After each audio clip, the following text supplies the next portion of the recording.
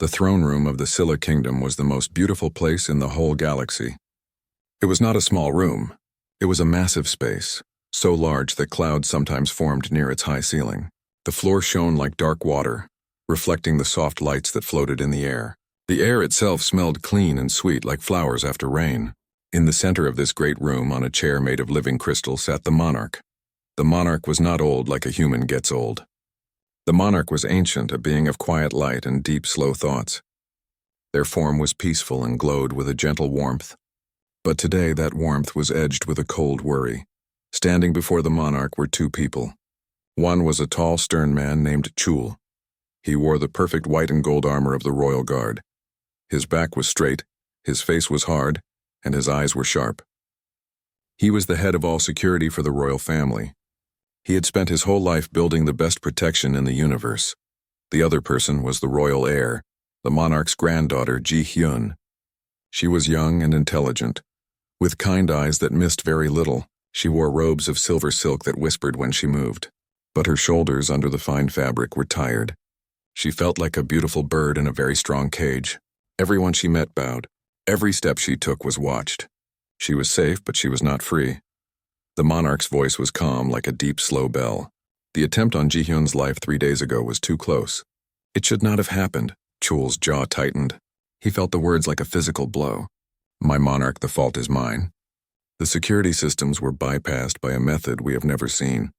The assassins used a frequency we did not know existed. I have already ordered new scanners. I will triple the guard. The guard is the problem, Chul, the monarch interrupted, but not unkindly.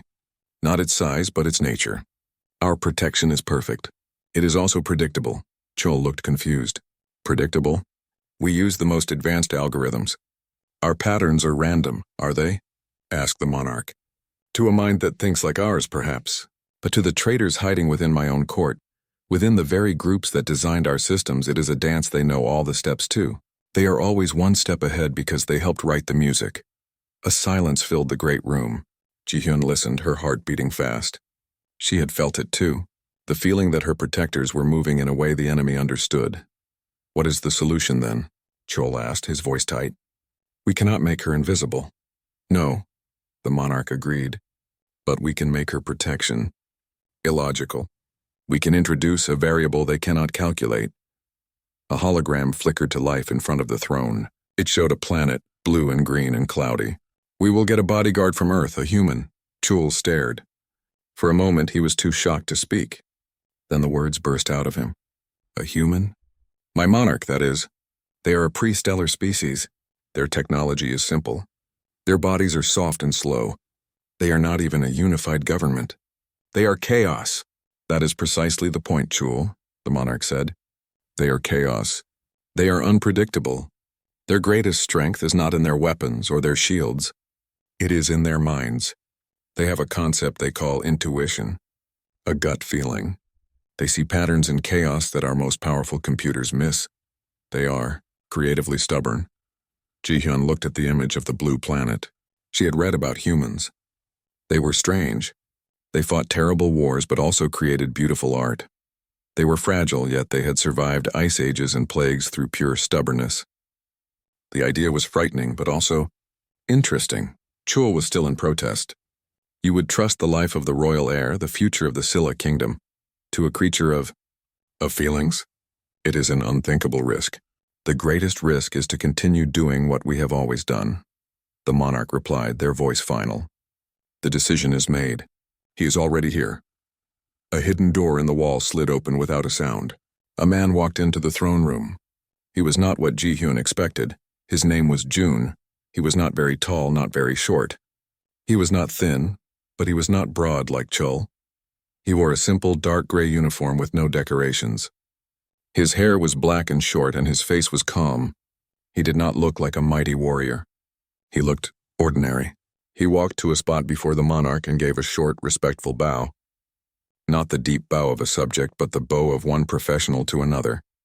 Chul looked him up and down, his expression full of disbelief. This is it? This is the solution? The monarch ignored him and spoke to June. You understand the task? June's voice was quiet, but it carried clearly in the large room. Yes, protect the royal heir, Ji-hyun. Your methods will be your own, the monarch said. You will have full authority over her immediate security detail. Chul made a choked sound. My monarch, please. June turned his calm eyes to Chul. I do not need your soldiers. They are very good. That is the problem. What does that mean? Chul snapped. It means they are trained to look for specific threats, June explained. Energy signatures, hidden weapons, known hostile faces. Your enemy knows this list. They will only use things that are not on the list. I will look for everything else, he then turned to Ji-hyun. He looked at her directly, really seeing her, not just the royal robes. My lady, he said, my job is not to make you unkillable. That is impossible. My job is to make you untargetable. Ji-hyun found her voice. It was softer than she wanted. How will you do that? We will move like water, June said, his eyes still on hers. Not like a fortress. A fortress is strong, but it does not move. It tells the enemy, I am here, come and try. Water moves. It goes around. It is hard to grab. It is hard to hit. We will be where they do not expect us to be, doing what they do not expect us to do. The simplicity of it struck Ji-hyun. It was the opposite of everything she had ever known. Her whole life had been a fortress. Chul shook his head in pure frustration. This is poetry, not security.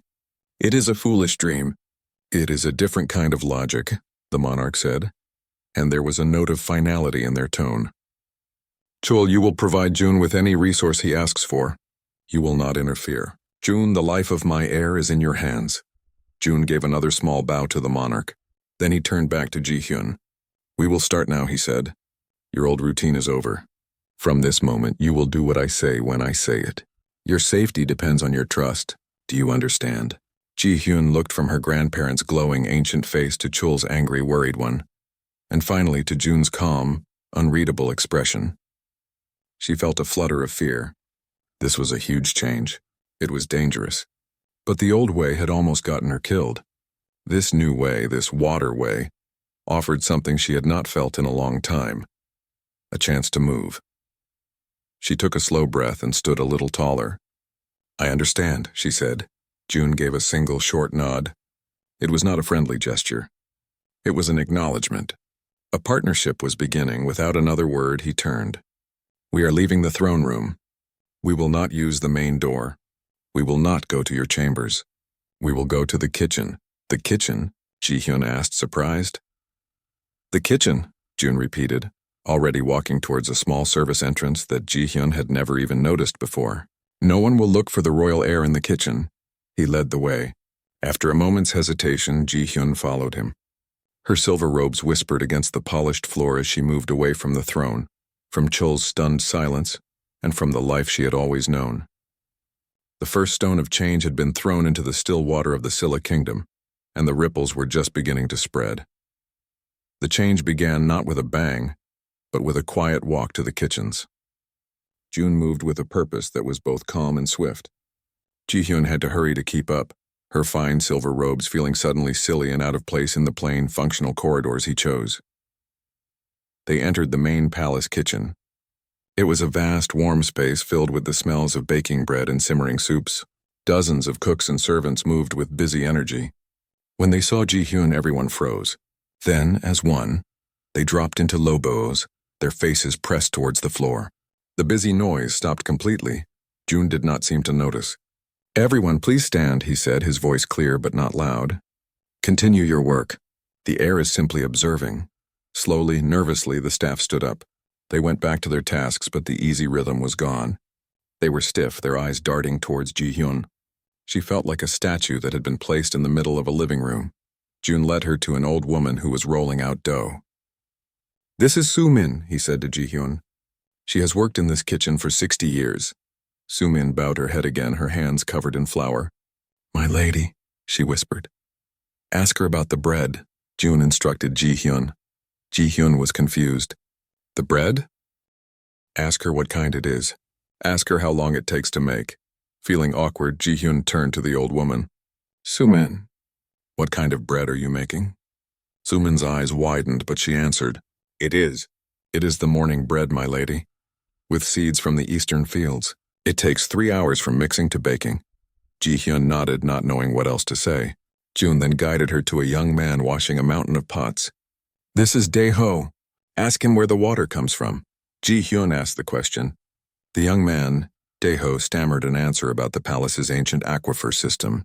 As she asked these simple questions, something small began to happen. The staff saw that she was not there to judge or command. She was just asking. The stiffness in their shoulders began to ease. The fear in their eyes softened to curiosity. This was June's first lesson. He was not just changing her location. He was changing how people saw her. A heir who talked to kitchen staff was not a normal heir. It was unpredictable. Later that day, Chul found them. His face was dark with anger. "What is the meaning of this?" he demanded, his voice echoing in the quiet hallway where June had taken Ji-hyun. "You dismissed half of the morning guard detail. You left her exposed." "They were exposed," June replied calmly, standing in perfect formation at every door. They were not protecting her. They were showing every assassin exactly where she was. They were like bright signs saying, "The heir is here." "That is protocol," Chul snapped. "Visibility is a deterrent."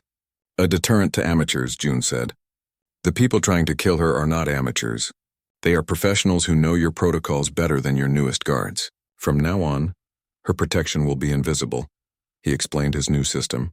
There would be no more obvious guards at her door. Instead, he had a small, rotating team of Chul's best people, but they would not wear armor. One would be a gardener trimming plants near her window. Another would be a cleaner mopping a floor. A third would be a clerk delivering messages. They would blend in.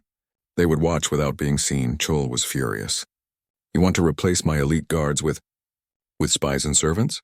"I want to replace a loud alarm with a silent trap," June said. "The enemy will not know where to look." Ji-hyun listened to this argument.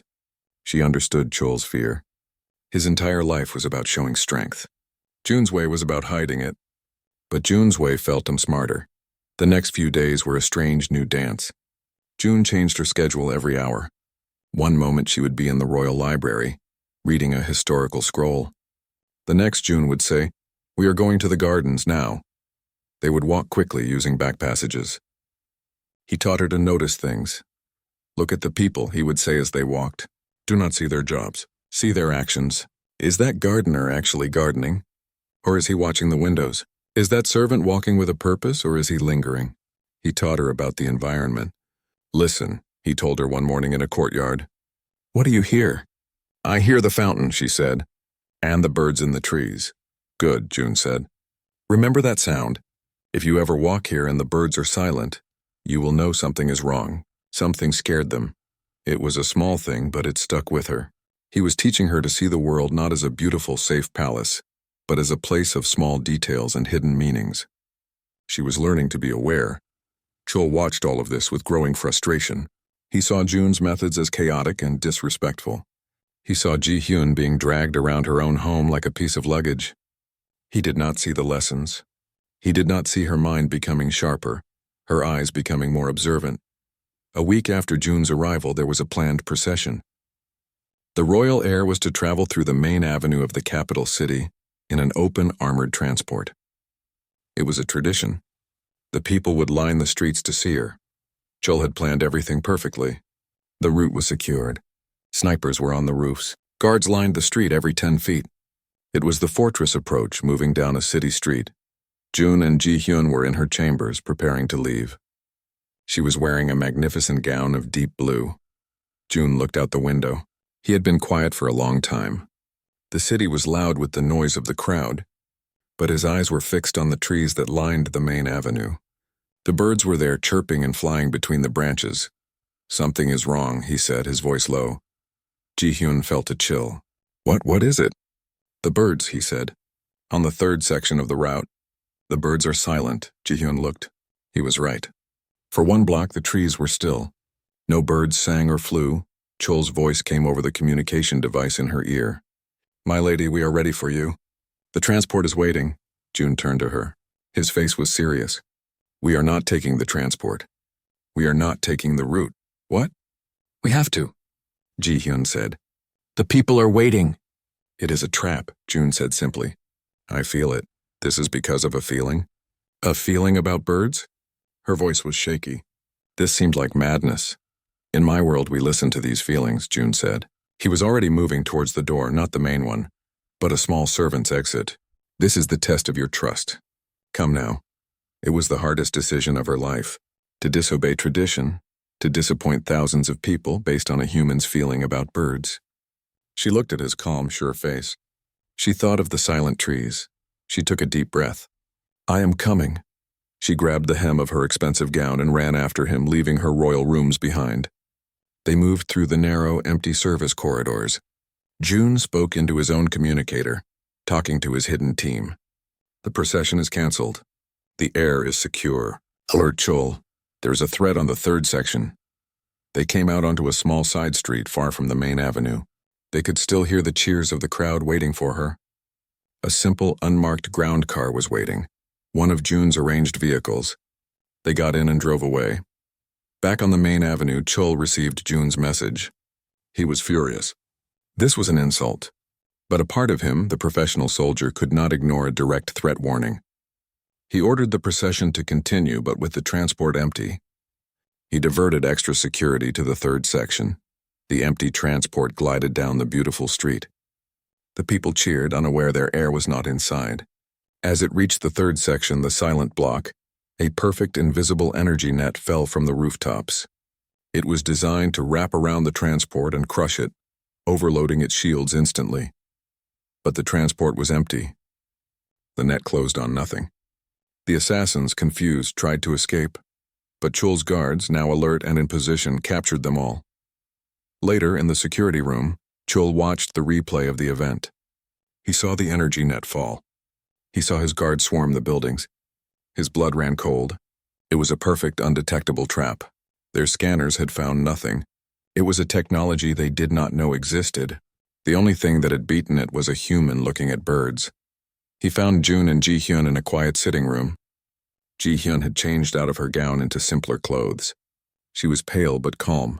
Chol stood in the doorway for a long moment. He then walked up to June. He did not bow, but he gave a slow, respectful nod. You were right, Chol said, his voice heavy. The trap was there. We would never have seen it. He looked at Ji-hyun. My lady, I apologize for my doubt. Ji-hyun simply nodded. Chol turned back to June. The birds. How did you know? June looked out the window. The trap was on the roofs. The men who placed it scared the birds away. Your technology is very good at hiding energy, but it is not good at hiding fear. The birds felt the fear of the men before any machine could feel the energy of the weapon. Chol was silent. He had spent his life trusting machines and protocols. This man trusted the behavior of small animals, and he had been right. You have my cooperation, Chol said finally. From now on. He left the room. Ji-hyun let out a long breath she didn't know she was holding. She looked at June. You saved my life, she said. I did my job, he replied. But for the first time, she thought she saw a very small, very brief smile touch his lips. It was gone in a second. The fortress had failed. The water had flowed around the danger. And Ji-hyun knew with a certainty that settled deep in her bones that her world had just changed forever. The victory over the energy net trap did not bring peace. It only made the shadows feel closer. Ji-hyun could not forget how easily the attackers had moved within the palace's own security. June had protected her, but he was a shield. She needed to find the sword. One afternoon, June took her to the royal archives. It was not part of her official schedule. He believed that a mind needed exercise as much as a body. The archives were a vast, silent space, filled with glowing data crystals and ancient books. The head archivist, an old man named Byom-seok, was surprised to see her. Royalty usually sent servants to fetch information. Byom-seok, Ji-hyun said, her voice echoing softly in the quiet hall. I wish to see the records of the mineral trade, specifically the exports from the Daehan sector over the last 10 years. Byom-seok's eyebrows rose, but he nodded and led her to a terminal. June stood nearby, not looking at the screens, but watching the room, the doors, the old archivist's hands. As she scanned the data, a pattern began to emerge. The Daehan sector was rich in a rare mineral used in starship engines. Officially, the trade was managed by a royal guild. But the numbers did not add up. Vast amounts of the mineral were logged as shipped, but the records of where they went were messy, full of gaps. It was as if a river was flowing out, but no one was watching where it went. "This is wrong," she whispered to June. He came and looked over her shoulder. "Explain it to me." She showed him the screens, pointing at the inconsistencies. "See? This shipment is logged as going to a civilian port, but that port doesn't have the facilities to handle this grade of mineral. And here the tax revenue is much lower than it should be. It's like someone is stealing a little from every shipment." "Not a little," June said quietly. "A lot.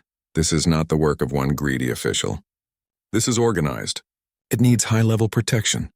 A cold knot tightened in Ji-hyun's stomach. She had a name in her mind, a man she had always trusted, a man who was family.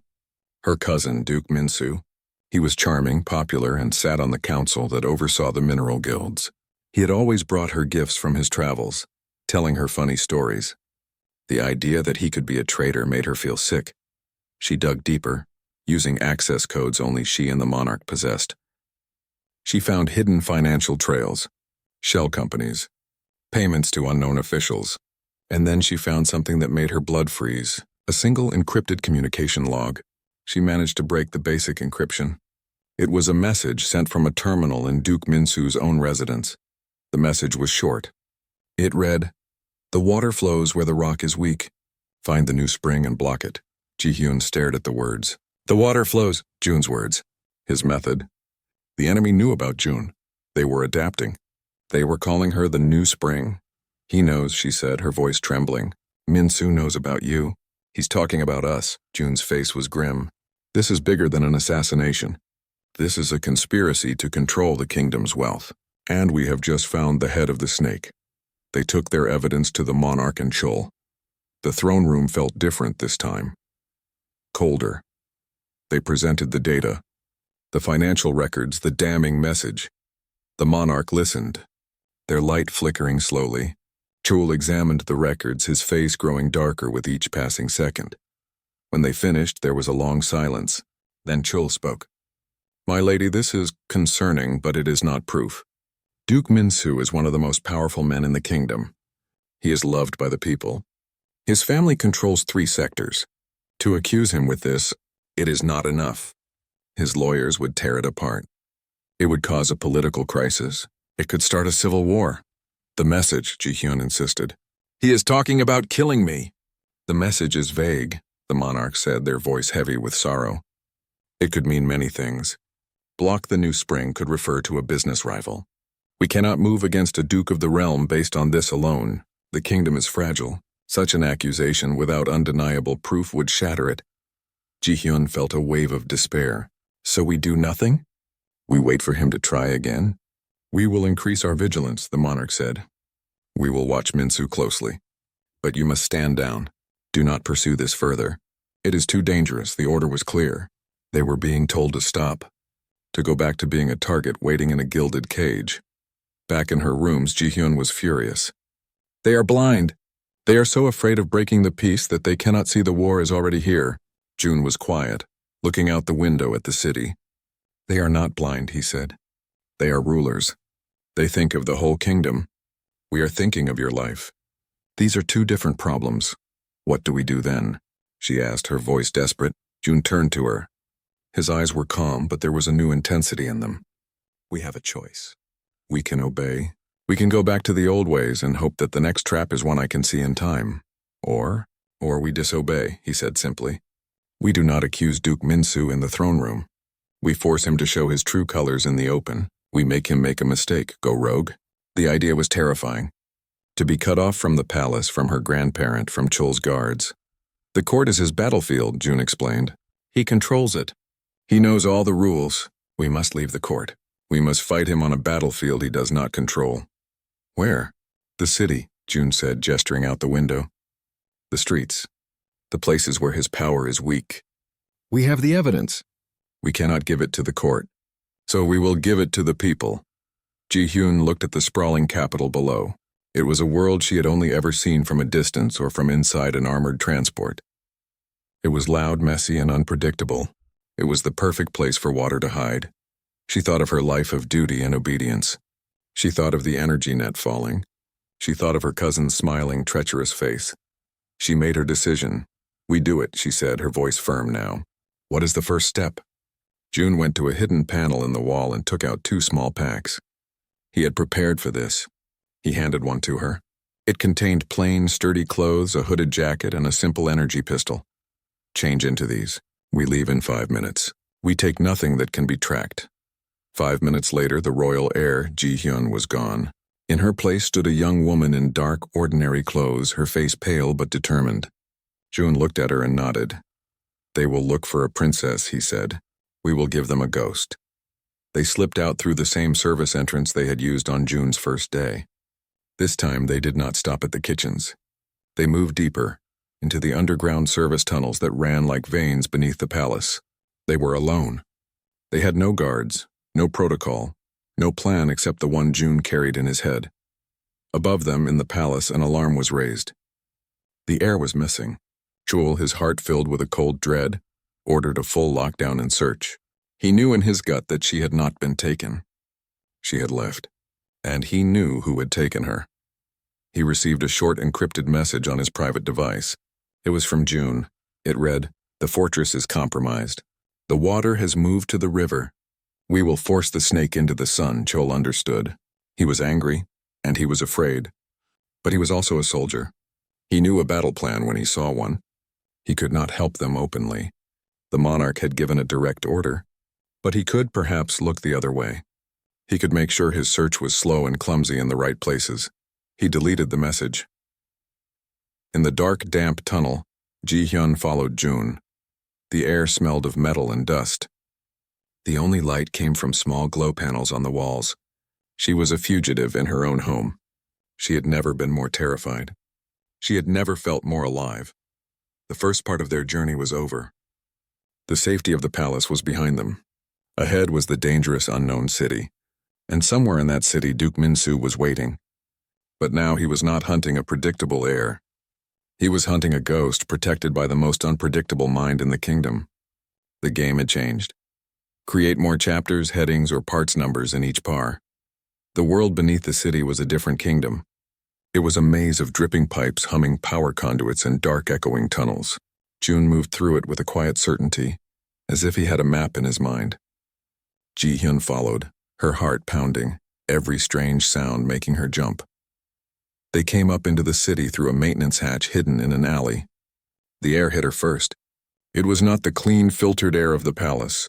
It was thick with smells. Spices from food stalls, the sharp scent of fuel, the damp smell of old stone and too many people. The noise was a constant roar of voices, music, and speeding vehicles. She pulled the hood of her jacket lower over her face. For the first time, she was invisible. No one bowed. No one even looked at her. She was just another person in the crowd. It was terrifying and freeing at the same time. June led her to a small rundown apartment in a tall building that seemed to lean against its neighbors. It belonged to a friend of a friend, a man who asked no questions. The room was small and clean, with a single window looking out onto a narrow street. "This is our base for now," June said. "We do not stay anywhere for more than 2 days." Their plan was simple but dangerous. They had to expose Duke Min-soo. They could not do it from the palace, so they would do it from the streets. They would use the city's own public information network, the same system that showed news and official announcements. June spent the first day gathering equipment. He came back with a small, powerful computer and a portable transmitter. "We cannot attack his stronghold," he explained to Ji-hyun. "It is too well defended, so we will attack his reputation. We will show the people what he has done." Ji-hyun worked for hours preparing the data. She edited the complex financial records into a simple story. She showed the missing minerals. She showed the secret companies. She connected the payments to Duke Min-soo. She did not shout or accuse. She just presented the facts in a clear, calm voice. She was not a princess giving an order. She was a citizen showing her neighbors the truth. While she worked, June prepared their defenses. He knew the Duke's men would be searching for them.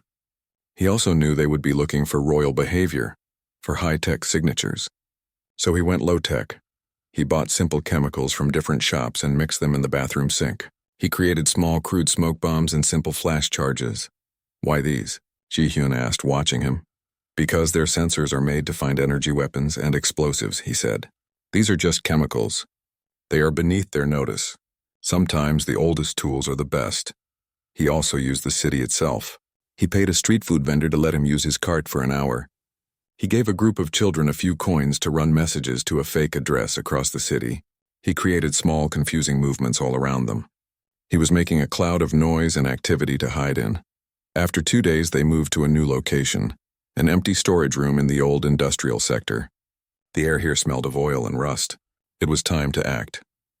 June identified a weak point in the city's communication network, an old central control tower that was less guarded because it was considered outdated. Its systems were simple, which made them easier to hack into. "That is our target," June said, pointing to the tower silhouetted against the night sky.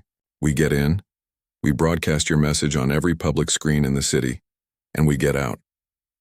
That night they moved through the dark, silent streets of the industrial sector. The tower was a dark spike against the stars. June had already disabled the outer security cameras using a simple electrical pulse from a modified tool. They found a side door with an old lock. June picked it in seconds with 2 thin pieces of metal. Inside, the tower was dusty and quiet. They climbed a long, winding staircase. Their footsteps echoed in the emptiness. Ji-hyun's hands were cold with fear, but she kept moving. They reached the main control room. June connected his computer to the system. Lines of code flashed across the screen. "I am in," he whispered. "Get ready." Ji-hyun stood before the small camera on his computer. She took a deep breath and pulled back her hood. She let the city see her face, not as a distant royal, but as a young woman, tired and determined. "People of the Scylla Kingdom," she began, her voice clear and steady. "My name is Ji-hyun. I am your royal heir. I am speaking to you tonight not from the palace, but from hiding. I am hiding because I have uncovered a truth that certain powerful people want to bury." As she spoke, showing the evidence on the screen, June watched the doors. He knew it was only a matter of time. In his luxurious residence, Duke Min-soo was alerted by a panicked servant. He turned on a screen and saw Ji-hyun's face. He saw his own secrets laid bare for the entire city to see. His charming smile vanished, replaced by a mask of pure rage. She was not just evading his assassins. She was destroying him. "Find them," he screamed at his head of security. "They are at the old communications tower. I do not care how you do it. Crush them now." His calm, sophisticated plan was in ruins. The princess was not behaving like a princess. She was fighting like a common rebel. He had no more patience for subtlety. Back in the tower, Ji-hyun finished her broadcast. "The truth is now yours," she said. "What you do with it is your choice." June cut the transmission. All across the capital, on giant public screens and in quiet homes, her face disappeared, leaving a stunned silence. "It is done," Ji-hyun said, her body trembling with relief and exhaustion. "Now comes the hard part," June said, already packing the computer. "He will come for us with everything he has." They ran down the staircase. As they reached the bottom, they heard the sound of vehicles screeching to a halt outside. Heavy boots hit the ground. The Duke's personal guard, clad in black armor and armed with advanced plasma rifles, surrounded the tower. June and Ji-hyun were trapped. "Back up," June said, pulling her up the stairs. They ran back to the main control room. It was a dead end, but it was defensible. June barricaded the door with a heavy metal cabinet. He looked at Ji-hyun. He handed her one of the energy pistols. His face was calm, but his eyes were serious. "The fortress can be besieged," he said, repeating his old words. "But a partner cannot be predicted. We are not a fortress in here. We are 2 people. We will fight together." Ji-hyun took the pistol. It felt heavy and strange in her hand. She was not a soldier, but she was not a sheltered heir anymore either. She was a partner. Below, they could hear the Duke's guards smashing at the main door. They would be inside in moments. The final desperate part of their plan had arrived. They had forced the snake into the open. Now they had to survive its bite. The door to the control room shook as a battering ram hit it from the other side. The metal frame groaned. June positioned himself to one side of the door and gestured for Ji-hyun to stand on the other. He looked at her and gave a single, sharp nod. It was the same nod he had given her on the first day they met. It was a nod of trust. The door burst open. The door to the control room exploded inward, splintering into pieces. The first 2 guards in black armor rushed through, their plasma rifles raised. They did not expect the attack to come from the sides. As the first guard passed him, June moved. It was not a soldier's move. It was fast and close. He grabbed the guard's rifle, forcing it upward, and drove his knee hard into the side of the man's leg. There was a sickening crack. The guard screamed and fell. June ripped the rifle from his hands and slammed the butt of it into the man's helmet, silencing him. At the same time, the second guard turned towards June. This was the moment Ji-hyun had been waiting for. Her heart was a wild drum in her chest. She raised the energy pistol just as June had shown her. She did not aim for the armored chest. She aimed for the gap at the knee joint. She pulled the trigger. A bright blue bolt of energy hit the guard's leg. He roared in surprise and pain, stumbling forward. June was already there. He used the stolen rifle to knock the man to the ground. It was not a clean or pretty fight. It was messy and brutal and loud, but they were working together. June was the main force, a whirlwind of sharp, efficient movements. Ji-hyun was his support, creating openings, distracting the enemy. She was terrified, but her mind was clear. She was protecting her partner. More guards pushed into the room. June threw one of his homemade smoke bombs to the floor. Thick gray smoke filled the room instantly. The guards coughed and stumbled, their high-tech helmet displays confused by the simple smoke. In the chaos, June and Ji-hyun moved. They were not hiding. They were hunting in the smoke. June used the noise and confusion. He would appear from the smoke, disable a guard, and disappear again. Ji-hyun stayed close to him, watching his back, but there were too many. They were being pushed back towards the large window at the far end of the control room. They were cornered. Outside the tower, something else was happening. All over the city, people had seen Ji-hyun's broadcast. They had seen the evidence. They had heard their heir, not from a throne but from a hiding place, trusting them with the truth. In the streets near the tower, a few people had gathered, drawn by the noise and the guards. They were workers from the industrial sector, their clothes stained with grease. They saw the Duke's black-clad soldiers surrounding the tower. They knew who was inside. A man named Dae, a factory worker who had listened to the broadcast with his family, picked up a heavy metal pipe. "She came to us," he shouted to the others gathering in the street. "She told us the truth, and now they are going to kill her for it." On another street, Soo-min, the old baker from the palace kitchens, was visiting her sister. She saw the commotion and understood. This was the heir who had asked about her bread. This was the young woman who had seen her as a person. Soo-min did not have a weapon. She picked up a rock. The trickle of people became a stream. The stream became a river. They were not soldiers. They were cooks and clerks and drivers and mechanics. They were angry. They had been told their kingdom was prosperous and fair, and the heir had shown them the rot at the top. They had a choice, to watch or to act. They chose to act. With a great wordless roar, the crowd surged towards the tower. They did not have plasma rifles. They had tools and pipes in their own hands. They crashed into the Duke's guards from behind. The guards, trained for a military fight, were completely unprepared for a riot. The people swarmed them, pulling them from their vehicles, tearing at their armor. It was chaos, but it was a chaos of passion. Inside the control room, June and Ji-hyun heard the roar from outside. The guards attacking them hesitated, confused by the new noise. At that moment, a new sound joined the chaos, the powerful hum of Royal Guard hover transports. They descended from the sky, their bright lights cutting through the smoke and darkness. Chul was in the lead transport. He had seen the broadcast. He had heard the Duke's orders to his men. The monarch, their face etched with grief and resolve, had finally given him a new command. "Save our granddaughter. Arrest the traitor." The Royal Guard soldiers in their white and gold armor poured out of the transports. They moved with discipline and purpose, quickly overwhelming the Duke's disorganized forces. Chul himself stormed up the tower stairs. He burst into the control room just as a guard was about to strike Ji-hyun from behind. Chul didn't hesitate. He fired a single shot from his own rifle, dropping the guard instantly. The remaining Duke's guards, seeing they were defeated, dropped their weapons and surrendered. The smoke began to clear.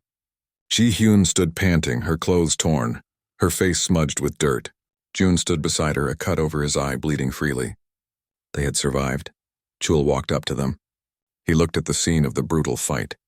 He looked at Ji-hyun, no longer a sheltered girl, but a warrior with a determined fire in her eyes. He looked at June, the human who had fought with nothing but skill and cunning. He bowed deeply, first to Ji-hyun, And then, to everyone's surprise, to June. "You did not just protect her body," Joel said, his voice thick with emotion. "You helped her win the soul of the kingdom." "I was wrong. Forgive me." June gave a small nod of acceptance. Down below, the Duke Min-Su was found trying to escape in a private speeder. He was captured by Chul's soldiers without a fight. His plot was over. Days later, the kingdom was different. The monarch, shaken by how close they had come to disaster, addressed the people. They praised Ji-hyun's courage and the people's loyalty.